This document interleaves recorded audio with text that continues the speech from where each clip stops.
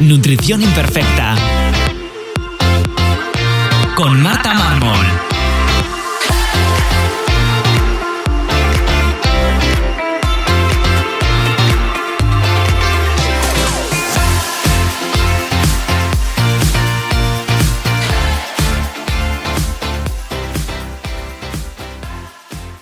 Bienvenidos a Nutrición Imperfecta, el podcast de Marta Mármol. Un lugar para aprender a cuidarte y a empezar a ver la nutrición como una aliada para recuperar tu salud y encontrarte mejor. Te recuerdo que puedes descargarte mi ebook gratuito Síntomas digestivos de la gran epidemia en martamarmol.com/ebook. Y si quieres que te acompañemos en tu caso particular para recuperar tu salud, puedes reservar consulta con cualquier persona del equipo, tanto de nutrición como de psicología, en martamarmol.com.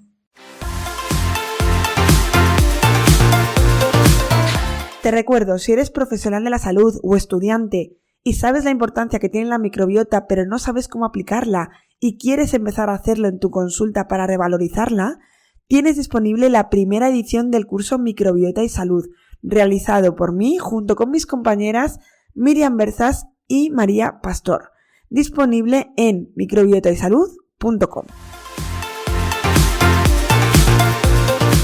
Bienvenidos a Nutrición Imperfecta, yo soy Marta Mármol y el episodio de hoy lo vamos a dedicar a hablar de algo que está más presente en nuestra vida de lo que nos imaginamos, que son los disruptores endocrinos. Hace poco preguntaba en Instagram que qué temas os gustaría que tratásemos por aquí por el podcast y varias personas me respondieron disruptores endocrinos y la verdad es que es un tema que ya tenía planeado, pero veo que os interesa, así que con más razón vamos a hacer este episodio. Os iré mencionando diferentes episodios de los que ya he ido hablando sobre este tema en otros o con otras personas, pero creo que es muy importante para sentar un poco las bases de qué son, por qué son tan importantes tenerlos en cuenta y cómo afectan, ¿no? Entonces, para empezar, os explico y os cuento que los disruptores endocrinos son compuestos químicos que son capaces de interferir en el funcionamiento normal de nuestro cuerpo y de nuestro sistema hormonal, ¿vale? Este sistema hormonal es muy delicado y regula todo, regula desde el metabolismo, el crecimiento, la reproducción, pero también el estado de ánimo, el apetito, el sueño, ¿vale? Y lo más curioso, o lo más casi preocupante o alarmante, es que no necesita grandes cantidades para tener este efecto de interferir, ¿vale? A veces a dosis muy pequeñas puede generar una alteración importante en procesos importantes y sobre todo no es tanto la dosis sino la exposición continua que tenemos. Es muy común escuchar que las dosis a las que estamos expuestos están permitidas y que son las que están estudiadas y son seguras. Lo que no se tiene en cuenta es este efecto cóctel. Primero, sabemos o queremos saber cómo afectan de forma individual, es decir, un solo compuesto. Pero el problema es que estamos expuestos a muchísimos compuestos distintos que no sabemos cómo hacen su efecto cóctel, que es a lo que se llama, y luego también que son acumulativos, por lo que, como os decía, una exposición continua aumenta este riesgo y eso es imposible de medir y de poder saberlo, ¿vale?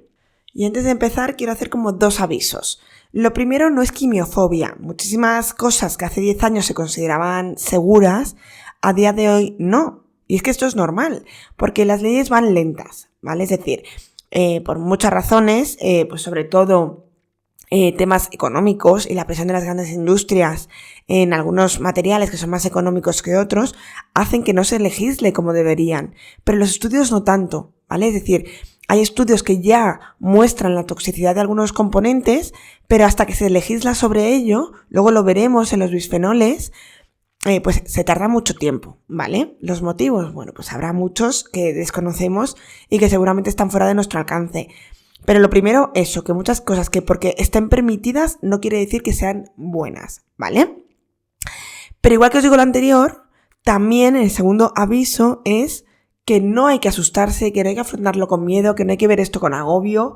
No es que no sea útil, es que además el miedo también nos paraliza y es contraproducente, ¿vale? Este episodio va más destinado a conocer, a aprender, a ver qué pequeñas acciones podemos ir haciendo para ir reduciendo la exposición, pero entender y ser realistas y expectativas realistas de que esto nunca va a ser cero y que bueno, que ya estamos en un mundo en el que vamos a estar expuestos continuamente a disruptores endocrinos. Entonces, como hemos visto antes, es una cuestión de cóctel, es una cuestión de exposición continua. Entonces, eso es lo que podemos hacer, reducir un poco la exposición y reducir un poco la variedad de estos compuestos. Entonces, como hemos dicho, los disruptores endocrinos son estas sustancias químicas externas que imitan, bloquean, alteran.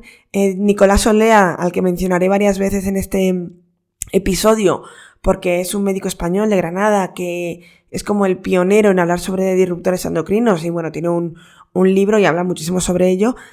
Utiliza la palabra hackea el sistema hormonal, ¿no? Entonces, bueno, pues desequilibra y puede, bueno, generar diferentes alteraciones. Estos disruptores están presentes en productos cotidianos, desde plásticos, cosméticos, alimentos, ropa, incluso en casa, en el polvo, ¿vale?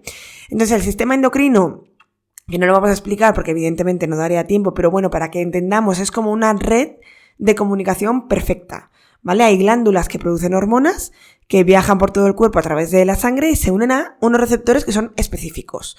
Para esto siempre explicarlo como un enchufe, ¿no? Y el enchufe y la caja del enchufe. Entonces ahí hace ese receptor perfecto que hace que pues haya luz, que hace que se genere esta acción hormonal. O también el típico ejemplo de una llave y una cerradura, ¿no? Pues es para entenderlo bien. Y lo que hace que se comunique todo el cuerpo entre sí. Entonces, cuando un disruptor entra en escena, puede alterar esta comunicación y puede generar diferentes maneras de alteración. Por un lado, puede hacer que imite la hormona, es decir, que actúe como si fuese esa llave, y se une a el receptor, a la cerradura, ¿no? Y abre. Entonces genera una respuesta biológica que no debería producirse porque esa hormona no se ha producido, ¿vale? O que se produzca en cantidades inadecuadas. Por ejemplo, lo vamos a ver luego. Hay muchas hormonas que imitan a los estrógenos, que son estas hormonas femeninas, mal dicho, ¿vale? Los hombres también tienen, pero para que nos entendamos. Son hormonas sexuales y, bueno, pues un exceso de estrógenos puede producir, bueno, mucha sintomatología, dolor, síndrome premenstrual, endometriosis, altera toda la fertilidad, por supuesto, etc. Hemos dicho imitando a la hormona. La segunda opción es bloqueando esos receptores. Es decir, en lugar de imitar, lo que hacen es que se impida que la hormona real se una a su receptor, pero no está generando acción. Es como si yo ocupo la cerradura con otra llave, pero esa llave no tiene la opción de abrir. Pero tampoco me permite que yo meta mi llave real, que es la que abre, ¿vale? Por tanto, pues es como si esa cerradura quedara ocupada por una llave falsa, por así decirlo. Entonces aquí encontraremos que hay una acción, o sea, no hay una acción que provocaría esa hormona, ¿vale? Es una acción antihormonal que se llama. La siguiente forma en la que el mecanismo en el que pueden interferir estos disruptores endocrinos es alterando la síntesis o el metabolismo de estas hormonas, ¿vale? Algunos disruptores modifican la producción, el transporte o incluso la eliminación de las hormonas del cuerpo y esto puede hacer que tengamos pues niveles más altos o más bajos y por tanto, bueno, pues ya afecta al equilibrio general. Y por último, aunque a esto por supuesto le queda muchísima investigación, se ha observado que la exposición a ciertos disruptores, sobre todo en épocas como puede ser el embarazo, puede afectar no solo al bebé, al feto, sino también a futuras generaciones, ya que genera mecanismos epigenéticos. Por supuesto, como os digo, esto es algo que cada vez se está estudiando más, porque esto es un mundo en el que se está estudiando muchísimo y veremos resultados dentro de poco de cómo evolucionan todas estas teorías, hipótesis, que bueno, ya no son tanto teorías, hipótesis, sino que veremos en qué grado afecta. Por tanto, con todo esto sabemos que los disruptores son invisibles, porque por desgracia pues eso no los vemos. Pero además lo más importante es que son persistentes, es decir, que no solo la exposición en el momento, sino que se mantienen en el cuerpo y además multifacéticos se le dice, ¿no? Como que tienen diferentes formas de actuar. No es el típico veneno que nos vemos, sentimos sino que pues silenciosamente ahí poquito a poco va alterando señales bioquímicas y no somos muy conscientes. Así que ahora ya sabemos qué son, vamos a ver cómo actúan y dónde están, ¿vale? En qué objetos, alimentos, productos, etcétera, los podemos encontrar. La realidad y el resumen rápido sería que en todas partes, ¿vale? Vivimos rodeados actualmente cada vez más de materiales sintéticos, de envases, de productos de limpieza, de cosméticos que pueden contener estos compuestos, ¿vale? Pero como os digo, no hay que alarmarse, sino tomar conciencia y poder hacer elecciones informadas, que eso es lo más importante. El primer punto donde vamos a destacar, luego veremos algunos tipos, ¿vale? Pero por generalizar, ¿dónde nos encontramos? Sobre todo en envases y en plásticos. Es una de las principales fuentes. Algunos de los componentes que los vamos a ver luego son los bisfenoles, como el BPA, el bisfenol A, que seguramente os suena, o los phtalatos, que lo importante es que pueden migrar hacia estos alimentos o hacia estas bebidas, ¿vale? Sobre todo si exponemos este plástico al calor. Por eso siempre decimos, por favor, pocos plásticos, pero mínimo que no los calentemos, ni microondas, que es lo típico, ¿vale? ¿Dónde nos encontramos? En botellas de agua reutilizables. Aquí también se dice, no reutilicéis botellas de agua, no las expongáis al sol, etcétera. Tuppers de plástico, que para mí aquí está clave. Una de las claves es cambiar esos tuppers de plástico por tuppers de cristal. Es una pequeña inversión, no es una gran inversión, pero es una pequeña inversión y además dura mucho tiempo. Y si no, reutilizar los botes de legumbres cocidas, de verduras cocidas, de tomate, estos botes de cristal, utilizarlos como tupper, utilizarlos también para congelar. También lo encontramos en las latas o en envases metálicos, que aunque no lo parezca, al interior de estas latas tienen un recubrimiento de plástico para evitar la corrosión. Este recubrimiento suelen ser bisfenoles que pueden pasar a los alimentos, sobre todo si son ácidos o grasos. Entonces, por ejemplo, cuando consumamos caballa, atún, que son alimentos grasos que suelen venir en latas, lo ideal es utilizarlo en botes de cristal, en botes de vidrio, ¿vale? Luego veremos que los bisfenoles A ahora mismo no están permitidos en alimentos, entonces muchas marcas están buscando alternativas a este BPA free, ¿no? Y aunque es importante, no significa que no sean las opciones que ponen no son inocuas, porque se están utilizando otros bisfenoles similares. Luego lo vamos a ver cuando veamos los bisfenoles. Otra fuente de disruptores endocrinos son los productos de limpieza, ambientadores. Muchos de estos productos que utilizamos en casa tienen compuestos volátiles o fragancias que actúan como disruptores endocrinos, ¿vale? O incluso irritan las vías respiratorias. Aquí los que más encontramos son los aquilfenoles, los phtalatos o ciertos compuestos perfluorados, que estos sí que son muy persistentes, ¿vale? Como os decía, los solemos encontrar en limpiadores, en detergentes, en suavizantes, no solo en suavizantes, sino en perfume para la lavadora, ¿vale? Ambientadores, velas, geles, sprays, todo esto, hay opciones, ¿eh? Yo, por ejemplo, para casa tengo un ambientador de Pranarom. Como ambientador, como tal, uso un difusor de esenciales. Entonces, hay opciones. O sea, no nos volvamos locos para las velas. Yo pensaba que había encontrado una opción, pero ya me dijo Elena Berzal que no es una buena opción mis velas que me hacía yo caseras. Pero bueno, sirven como decoración por lo menos, ¿vale? ¿Qué pasa con estos compuestos? Que además de todo esto, es que están en casa, están en el interior de casa e incluso se acumulan con el polvo. Por tanto, importantísimo tener en cuenta la calidad del aire de casa, porque estamos todo el rato, incluso se ha visto que está 10 veces más contaminada el aire de casa que el de la calle. Por tanto, es muy, muy, muy importante, aparte de reducir en lo que podamos todos estos productos, porque a veces pensamos que estamos teniendo una higiene buenísima porque nos pasamos el día limpiando porque hay un olor buenísimo en tu casa y todo esto es bastante tóxico. Entonces, intentar limpiar de la mejor manera posible, reducir la cantidad de polvo, pero ventilar también mucho, ¿vale? También los podemos encontrar en cosméticos y algunos productos de higiene, por así decirlo, ¿no? Y además aquí el problema es que está en contacto con la piel, que es otra vía de exposición muy importante. En la cosmética los disruptores se pueden encontrar en ingredientes como parabenos, que luego los vamos a ver, ftalatos, aquilfenoles, sobre todo pues en cremas, en lociones, en maquillaje, en perfumes, bueno, en todo lo que nos imaginamos, en esmalte de uñas, que hace poco han legislado y han quitado muchos esmaltes de uñas con algunos de los disruptores endocrinos. Bueno, lo más llamativo es que muchos de estos compuestos están permitidos porque consideran que son pequeñas cantidades las que se usan cada vez.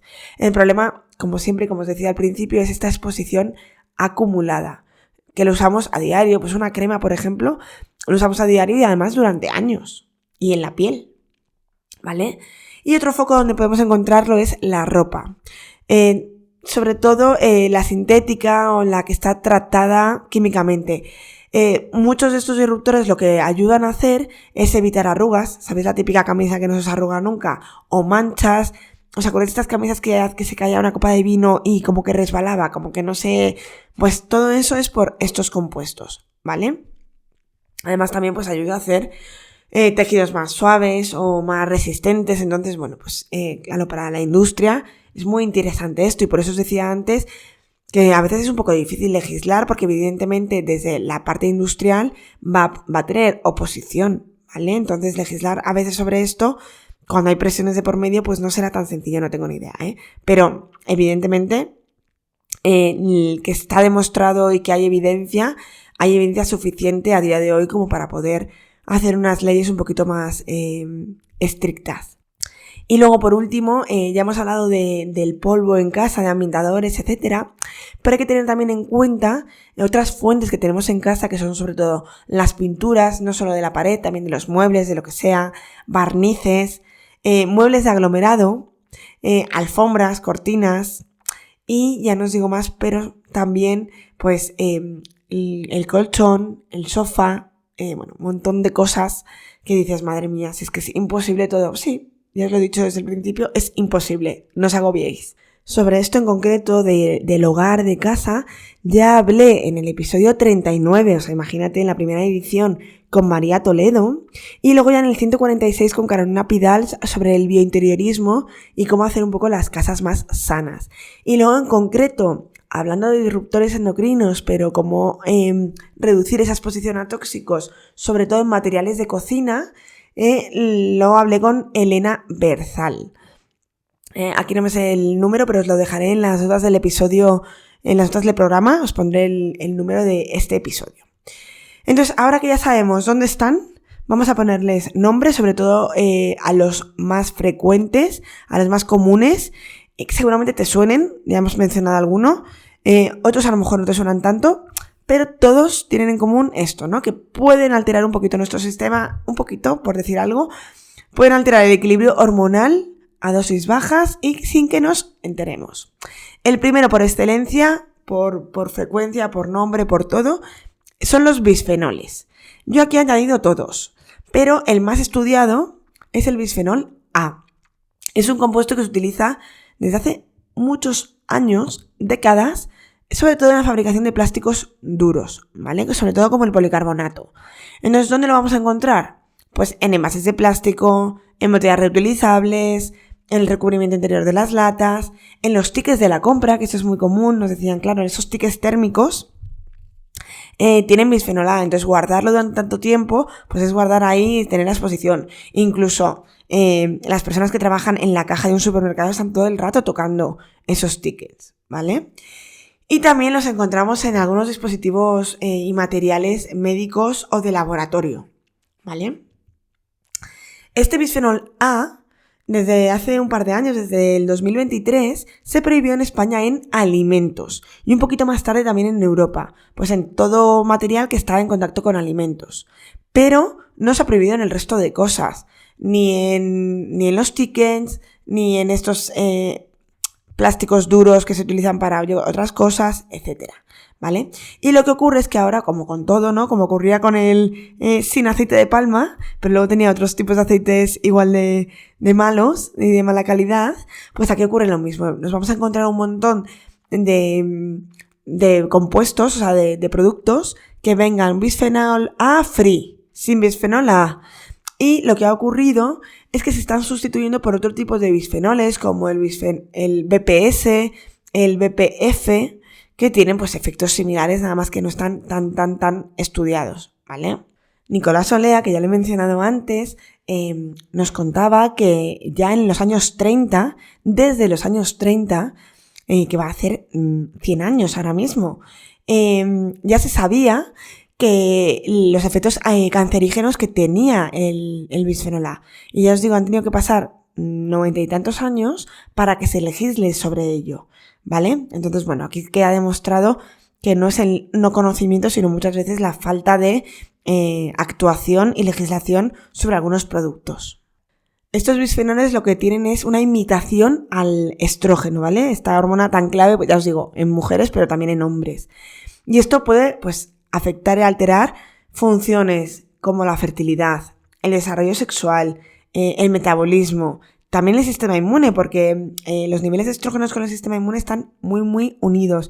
Entonces podemos encontrar alteraciones en la menstruación, cambios metabólicos, tanto obesidad, resistencia a la insulina, y luego también mayor riesgo de enfermedades hormonodependientes, como pueden ser el cáncer de mama del que tanto se habla, endometriosis, fertilidad. Bueno, pues si ya sabemos esto, ¿no será mejor actuar sobre esto?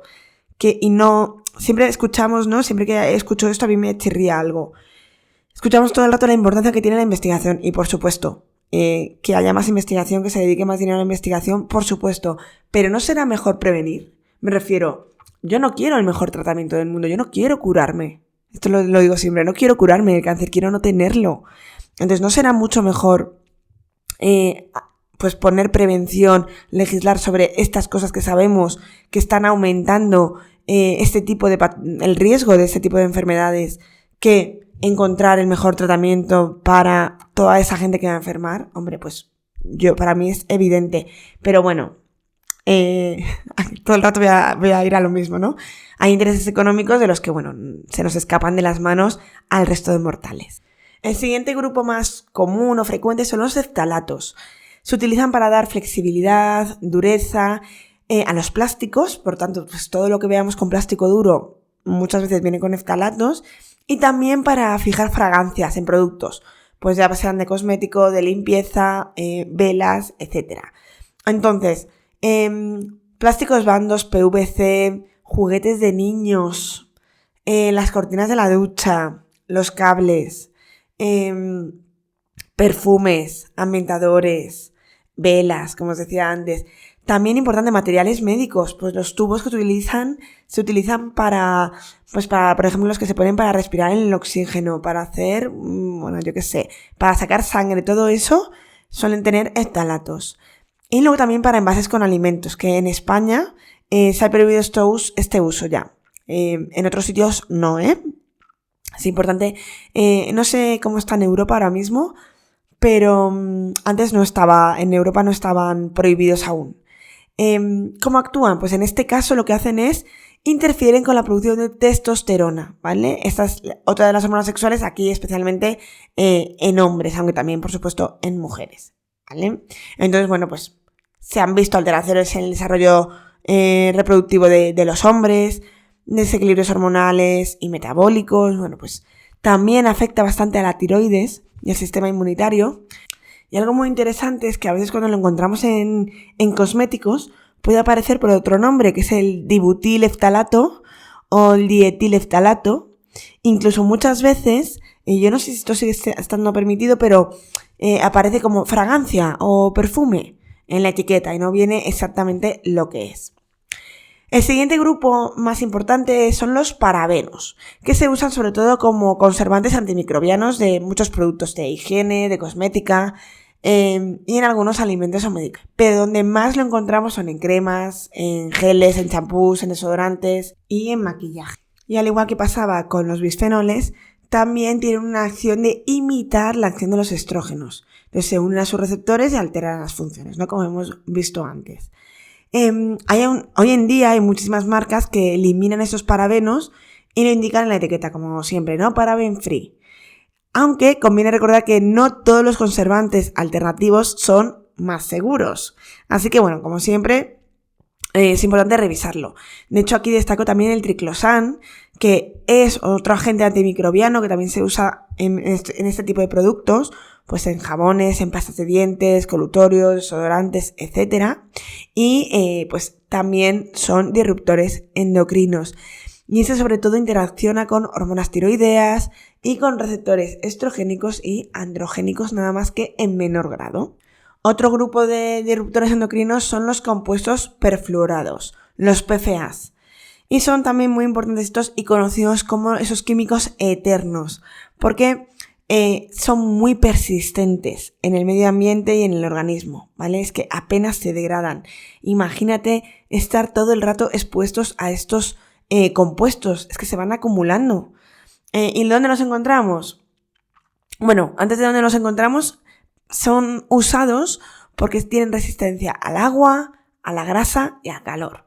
Entonces, esto explica que lo vamos a encontrar en sartenes, cualquier material de cocina antiadherente, en envases de comida rápida. ¿Sabéis lo típico que veis que hay un plástico alrededor de la caja de hamburguesa que hace que la grasa esa no se una al cartón, ¿no? O por ejemplo el típico vaso de café de cartón que dices, bueno, si fuese de cartón al llenar el café se empaparía. Pues tiene esa capa de plástico que lo recubre, ¿no? Que lo hace resistente a ese líquido. También en la ropa impermeable, en el Gore-Tex típico, en alfombras, en muebles, en tapicerías, aquí en colchón, en el sofá. Todas estas retardantes de llama pues están ahí, ¿vale? Son en espumas contra incendio. Entonces, estos están por todos los lados y, como os digo, son muy, muy, muy persistentes. ¿Cómo actúan? Pueden alterar un poquito la tiroides, las hormonas sexuales, el metabolismo de los lípidos. Esto me encantaría que se hiciesen estudios y se viese cómo afecta a la pérdida de peso. Porque mucha gente que tenga una pérdida de peso muy limitada, que le cueste mucho, muchas veces es por esta alteración del metabolismo de los lípidos y de la glucosa por estos compuestos. Con estos hemos repasado los grupos más grandes o más destacables y como ves, los disruptores endocrinos son muy diversos, distintos compuestos, fuentes, pero lo que tienen en común es esa capacidad de interferir.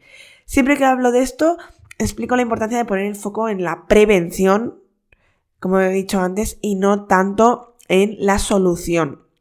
Entonces, aunque sea abrumador, la buena noticia es que tenemos bastante margen de acción. De reducir la exposición no significa hacerlo perfecto, ya os aviso que no va a ocurrir, sino ir cambiando pequeñitas cosas, ¿vale?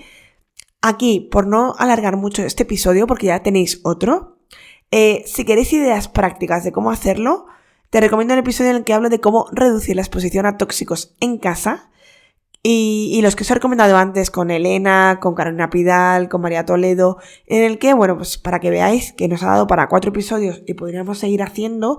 Y siempre cuento que grabé uno con Nicolás Olea, pero que nunca se pudo emitir porque tenía unos fallos de sonido muy, muy importantes y no se escuchaba nada bien. Pero bueno, a Nicolás Olea, por suerte, le tenéis en muchísimos episodios y si no sabéis quién es, buscadle, o incluso buscadle en el buscador de Spotify, que seguro que os salen muchísimas entrevistas, que además suele siempre contar como el inicio y explicar un poco todo, cómo descubrieron esto, cómo se dieron cuenta de cómo afectaba a niveles hormonales y bueno, siempre cuenta cosas muy interesantes. Entonces, si queréis saber más sobre esto, pero sobre todo recomiendo este episodio de cómo reducir la exposición a tóxicos, que yo siempre empiezo por reducir esos plásticos más comunes y eso yo creo que es lo más fácil que podemos hacer y luego ir eligiendo batallas, ¿no? Porque a lo mejor para mí es muy fácil reducir ambientadores de casa y para ti no, pero en cambio para mí es muy fácil reducir colonia y para ti no, o al revés, ¿vale?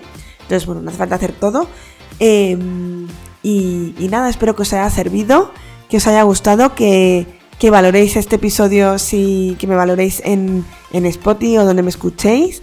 Y como siempre os digo, que si esto creéis que le puede ser interesante a alguien, que lo compartáis, porque a mí me ayudáis a llegar a más gente y a poder seguir creando este contenido. Nos escuchamos en el siguiente episodio aquí, en Nutrición Imperfecta.